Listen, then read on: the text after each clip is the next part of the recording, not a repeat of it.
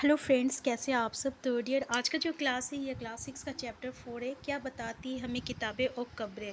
देखिए, ये चैप्टर बहुत इंपॉर्टेंट है क्योंकि यहाँ से बहुत सारे क्वेश्चन जो है हमें एग्ज़ाम में देखने को मिलते हैं। ठीक है, तो चलिए, पहले हम लोग का टॉपिक है आपका दुनिया के प्राचीनतम साहित्यिक स्रोतों में एक है।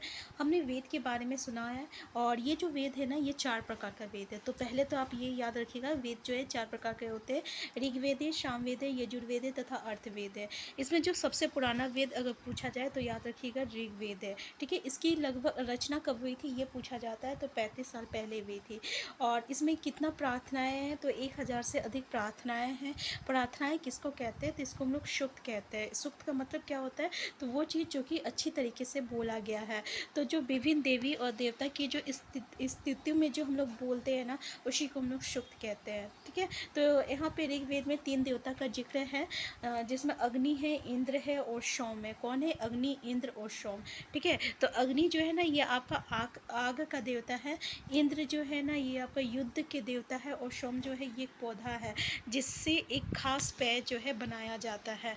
तो वैदिक प्रार्थनाओं के ऋषियों ने की थी, की रचना जो है ऋषियों ने की थी। और आचार्य विद्यार्थी को इन्हें अक्षर शब्दों और वाक्यों में बांटकर श्रवण पाठ द्वारा कंठस्थ करवाते हैं। यहाँ पे देखिए, ये इम्पॉर्टेंट है कि ऋग्वेद की भाषा जो है ना ये आपका पाक संस्कृत या वैदिक संस्कृत कहलाती है। और क्या कहलाती है ऋग्वेद की भाषा? तो पाक संस्कृत और वैदिक संस्कृत कहलाती है। देखिए, नेक्स्ट पॉइंट है आपका संस्कृत और अन्य भाषाएं। देखिए, नेक्स्ट पॉइंट है हम लोग का संस्कृत और अन्य भाषाएं। यहाँ से क्वेश्चन आता है जैसे कि आपका संस्कृत जो है ये आपका भाषा, संस्कृत भाषा ये भारोपीय है, जिसको हम लोग भारत यूरोपीय भाषा कहते हैं, इस परिवार का हिस्सा है। और भाषा की कई भाषाएं जो होती है जैसे कि असमिया होती है, गुजराती होती है, कश्मीरी होती है, सिंधी होती है, एशियाई भाषा होती है। और जैसे कि फारसी तथा यूरोप की बहुत सारी भाषाएं जैसे अंग्रेजी हो गया, फ्रांसिस हो गया, जर्मन, यूनानी, इताली, स्पेनिश, यानी जितने भी आपका जो है मतलब कि एशियाई भाषा है। ठीक है ना, तो आपका ये सारी भाषा जो है आपका भारतीय यूरोपीय भाषा से जुड़ी हुई है। तो उन्हें एक भाषा परिवार इसलिए कहा जाता है क्योंकि आरंभ में उनमें कई शब्द एक ऐसे थे, उदाहरण के लिए मातृ। देखिए, इन्हें एक भाषा परिवार क्यों कहा जाता है तो जैसे कि उदाहरण के लिए यहाँ पे दिया हुआ है मातृ, मतलब संस्कृत में हम लोग मातृ कहते हैं और माँ जो है हिंदी में कहते हैं, मदर जो है हम लोग अंग्रेजी में कहते हैं। ठीक है, तो आपको ये याद रखिएगा कि भारतीय यूरोपीय भाषा में कौन कौन सा भाषाएं आती हैं। इसके अलावा अगर हम लोग देखें दूसरा तो उपमहाद्वीप में दूसरे भाषा परिवार की भी भाषा जो है बोली जाती है। और इसमें जो है पूर्वोत्तर देशों में तिब्बत बर्मा परिवार की भाषाएं बोली जाती है पूर्वोत्तर देशों में, जैसे तमिल, तेलुगु, कन्नड़ और मलयालम जो है ना ये आपका द्रविड़ भाषा परिवार में आता है। ठीक है, और जबकि झारखंड, अब देखिए झारखंड की आप तैयारी कर रहे हैं तो यहाँ पे झारखंड जीके से भी क्वेश्चन आएगा। तो झारखंड और मध्य भारत में कैसी भाषाएं बोली जाती है तो यहाँ पे ऑस्ट्रो एशियाटिक भाषा जो है बोली जाती है। तो जैसे कि आपका झारखंड की अधिकतर जो भाषा होती है ना ये आपका 2 भाषा परिवार में विभाजित होती है। एक होती है ऑस्ट्रो एशियाटिक होती है, एक होती है द्रविड़ होती है। ठीक है ना, द्रविड़ होती है। तो यहाँ पे आप देख लीजिए कि अधिकतर भाषाएं जो होती है ऑस्ट्रो एशियाटिक परिवार में आता है क्योंकि सिर्फ जो 2 भाषा है ना, एक होता है कुडुक भाषा जो है जो कि आपकी उड़ाव द्वारा बोला जाता है और एक मालतो भाषा है जो कि पहाड़िया, माल पहाड़िया, सौर पहाड़िया के द्वारा बोला जाता है। बस ये जो 2 भाषा परिवार है ना, बस यही जो है आपका द्रविड़ भाषा परिवार में आता है। अधिकतर क्या आता है ऑस्ट्रो एशियाटिक में आता है, इसलिए झारखंड में जो है अधिकतर भाषा जो है ऑस्ट्रो एशियाटिक भाषा परिवार से बोली जाती है। ठीक है ना, तो नेक्स्ट पॉइंट है हम लोग का इतिहास ऋग्वेद का अध्ययन कैसे करते हैं। यहाँ पे एक बात देखिएगा, इतिहासकार और पुरातत्वविद को में अंतर क्या होता है। तो पुरातत्वविद उसको कहते हैं ना जो कि अतीत में जो वस्तुएं मिलती है ना, जो उसके बारे में जो जानकारी इकट्ठा करते हैं और उसका जो अध्ययन करते हैं उसको हम लोग पुरातत्वविद कहते हैं। लेकिन इतिहासकार उन चीज़ों के अलावा, ठीक है ना, यानी जो आपका अतीत में जो चीज़ें मिलती है उसके अलावा जो है वो लिखित स्रोत का भी वो उपयोग करते हैं। तो दोनों में ये डिफरेंस है कि इतिहासकार जो है लिखित स्रोत का उपयोग करते हैं लेकिन पुरातत्वविद जो है वो इतिहास का लिखित स्रोत का प्रयोग नहीं करते हैं। ठीक है, तो ऋग्वेद की कुछ सूक्त वार्तालाप के रूप में है। विश्वामित्र, देखिए विश्वामित्र नामक ऋषि जो है और देवियों के रूप में पूजी दो नदी व्यास और सतलुज के बीच में जो है एक संवाद, एक ऐसे ही सूक्त का अंश है। तो याद रखिएगा कि ऋग्वेद में जो है आपका व्यास और सतलुज के साथ किस ऋषि का जो है आपका संवाद को की जिक्र की गई है, तो वो आपका विश्वामित्र है। तो विश्वामित्र किसके साथ जो है, किन नदियों के साथ जो है वार्तालाप किया गया है, और इसकी जिक्र जो है ऋग्वेद में है तो व्यास और सतलुज का है। यहाँ से क्वेश्चन आता है तो याद रखिएगा। अब यहाँ पे देखिए ऋग्वेद की पांडुलिपि का एक पन्ना, तो जैसे कि पांडुलिपि जो होती है ना, ये आपका वृज के साल से आपका लिखा जाता है, और ये लगभग 150 वर्ष पहले जो है ऋग्वेद को सबसे पहली बार जो है छापने के लिए इसका प्रयोग किया गया था। तो कब कितने साल पहले, 150 साल पहले, और ये जो है अभी भी पुणे महाराष्ट्र के पुस्तकालय में जो है सुरक्षित है।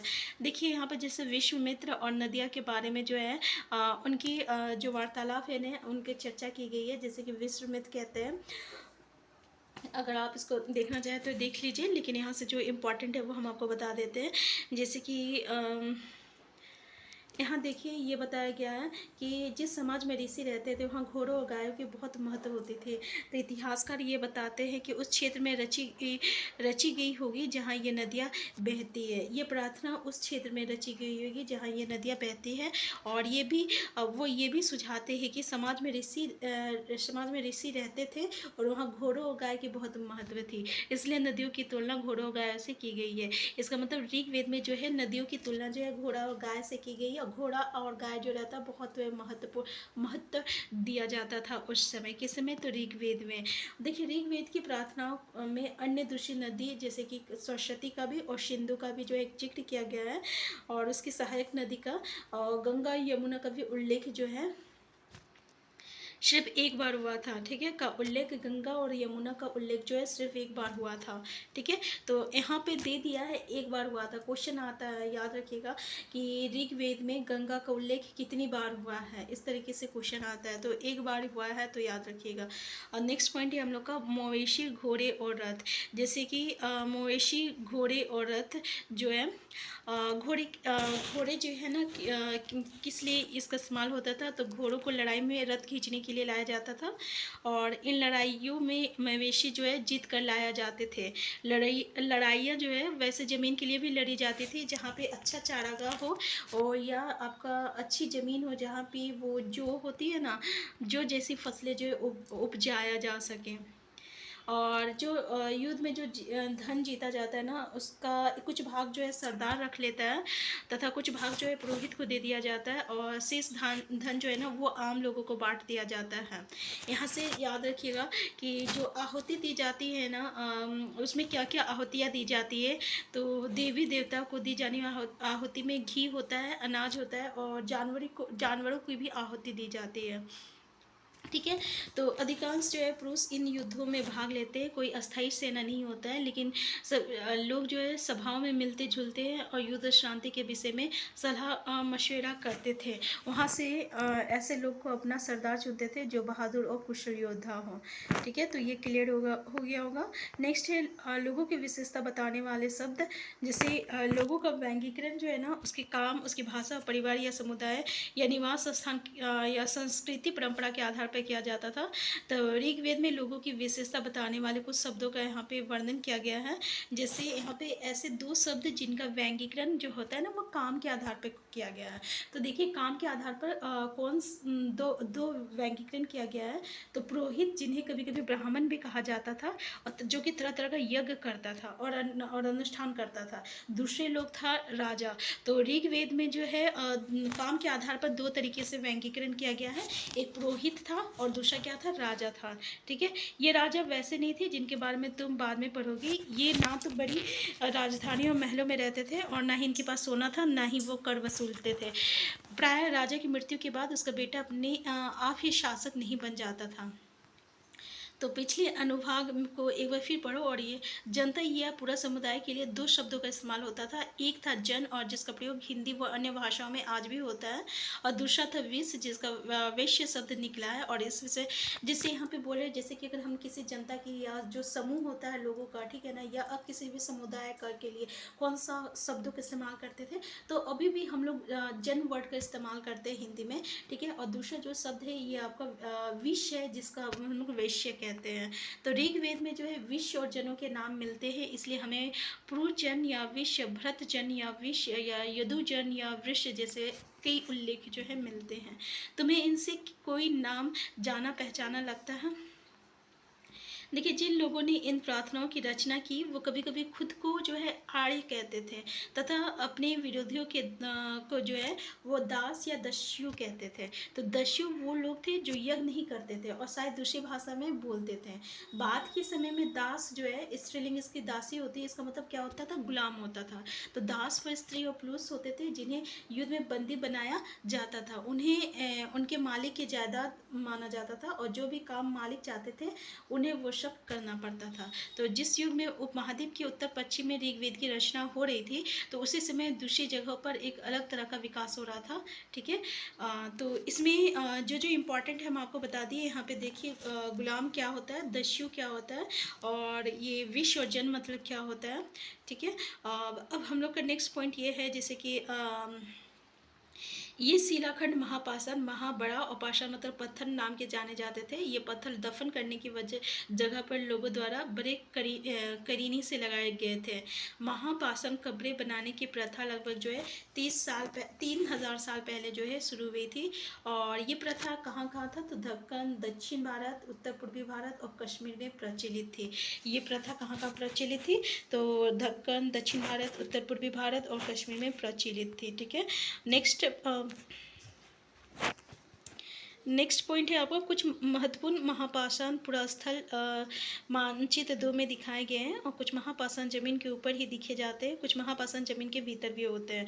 यानी महापाषाण जमीन के अंदर भी है, जमीन के ऊपर भी है। कई बार पुरातत्वविद को गोलाकार सजाए हुए पत्थर मिलते हैं, और कई बार अकेला खड़ा हुआ पत्थर मिलता है। ये एकमात्र प्रमाण है जो जमीन के नीचे कब्रों को दर्शाता है। ये क्या दर्शाता है? तो कब्रों को दर्शाता है, ठीक है। यहाँ पे देखिए, इस तरह के महापाषाण को ताबूत, शादान या सिस्ट कहा जाता है। यहाँ दिखाए गए सिस्ट में एक पोर्ट होल, बड़ा सुराख है जो शायद पत्थरों से बने हुए कमरे में जाने का रास्ता है, ठीक है। यहाँ पे देखिए, यहाँ पे आपका सिस्ट इसको कहते हैं। इस पाषाण को ताबूत, शावाधान या सिस्ट कहते हैं। यहाँ पे जो एक पोर्ट होल है, ठीक है, पोर्ट होल जैसे आप देख सकते हैं यहाँ पे पोर्ट होल, जो कि आपका मेन आपका जहाँ से एक सुराग बना हुआ है, एक रास्ता बना हुआ है, जो शायद जो रहता है पत्थर से बने हुए कमरे में जाने के लिए शायद बना हुआ होगा, जैसे कि आप यहाँ पे देख सकते हैं पोर्ट होल। तो महापाषाणों के निर्माण के लिए लोगों को कई तरह के काम करने पड़ते थे। हमने जो कार्यों की सूची बनाई है उन्हें क्रमबद्ध करो। गड्ढे खोदना, शिलाखंडों को ढो कर लाना, और बड़े पत्थरों को तराशना और मरे हुए को दफनाना। तो इन सब कब्रों में कुछ समानताएं हैं। सामान्यतः मृतकों को खास किस्म की मिट्टी के बर्तनों के साथ, देखिए यहाँ पे जब मृतकों को दफनाया जाता था तो खास किस्म के जो मिट्टी के बर्तन होते थे ना उसमें दफनाया जाता था, जिन्हें काले लाल मिट्टी के बर्तन, ब्लैक एंड रेड वेयर के नाम से जाना जाता है। उन्हें साथ ही मिले हैं लोहे के औजार और हथियार। तो देखिए यहाँ पे क्या मिला है, लोहे के औजार और हथियार भी मिला है, और घोड़े का कंकाल भी मिला है, और पत्थर और सोने के गहने भी मिले हैं, ठीक है। तो महापाषाण कब्रों से मिले लोहे के सामान, बाई और घोड़े के लिए सामान, नीचे बाई और जो है कुल्हाड़ियाँ, और यहाँ पे देख लीजिए एक कटार मिला है। तो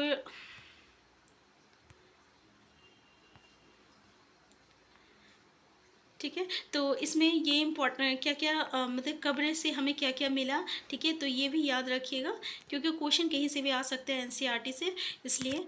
जैसे कि यहाँ पे ब्रह्मगिरी के बारे में हमें पढ़ना है। तो यहाँ एक व्यक्ति की कब्र में जो है 33 सोने की आपका मनके और शंख पाए गए हैं, और दूसरे कंकालों के पास सिर्फ मिट्टी के बर्तन पाया गया है। ये दफनाए गए लोगों की सामाजिक स्थिति में भिन्नता को दर्शाता है। जैसे कि आप देख सकते हैं कोई गरीब लोग होंगे तो उसमें मिट्टी के बर्तन को दफनाया जाता था, लेकिन वही कोई राजा मरा होगा तो उसमें उसके में जो है इतने किलो सोने जो है दफनाए गए थे। तो क्या कुछ कब्रगाह खास परिवारों के लिए थी। तो कभी कभी महापाषाण में एक से अधिक कंकाल मिले हैं और वो ये दर्शाते हैं कि शायद एक ही परिवार के लोगों को एक ही स्थान पर अलग अलग समय पे दफनाया गया था। जैसे कि एक जो कब्र होता था ना, वहाँ पे उनके परिवार के जो भी सदस्य होते थे, जब जब वो उनकी मृत्यु होती थी तो वहीं पे जाके दफना दिया जाता था। शायद इसलिए जो है एक ही जगह पे बहुत सारे कंकाल मिले हैं। तो बाद में मरने वाले लोगों को पोर्ट हॉल के रास्ते, वो जो पोर्ट हॉल का जो रास्ता भी दिखाया गया था उसी के थ्रू जाके जो है वहाँ दफनाया जाता होगा।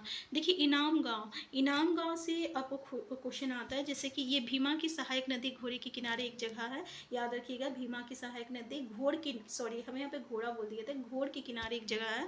और इस जगह जो है 3700 लेकर 2700 पहले जो है लोग रहते थे। यहाँ वैश्य के लोगों को प्राय गड्ढे में सीधा लेटाकर दफनाया जाता था। याद रखिएगा सीधा लेटाकर, और उनका सिर उत्तर की ओर रहता था। यहाँ से क्वेश्चन आता है कि उनका सिर किस ओर रहता था, तो उत्तर की ओर रहता था।